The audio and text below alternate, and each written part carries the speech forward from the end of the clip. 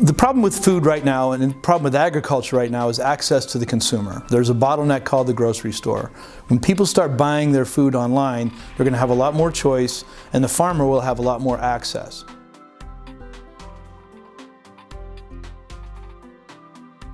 When you think about it, if you drive around Indiana to small towns, and I live in Greenfield, you look at these buildings and you say, wow, these buildings used to be prosperous, right?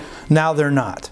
The reason they're not is because we lost our agricultural culture, right? We quit making food, we quit processing food, and all these small farming towns died as everything consolidated into commodities, right? You bring back those local economies, you're going to bring back the health of a community. Community wealth is created by the number of times a single dollar turns over in that community. Right now we're shipping all our dollars out of state, out of the country, and you know, we're not wealthy, and these small towns aren't wealthy.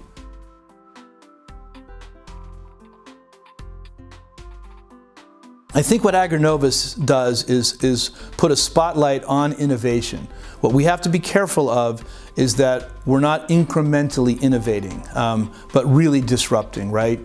You know, just look at the internet and that space that, you know, I came from.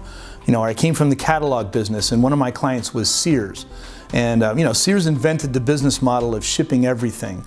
And yet Amazon came along when the internet came along and said, now how will we rethink this around the internet?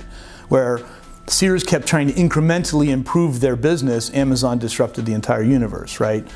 Sam Adams disrupted the beer business. So, you know, we've got to be careful that we don't keep incrementing on how do we grow better corn, how do we increase our yields by an extra half a bushel every 5 years, and really say, boy, is corn even the right thing? From an entrepreneurial standpoint, food is the biggest industry in the world. It's certainly one of the biggest industries in Indiana.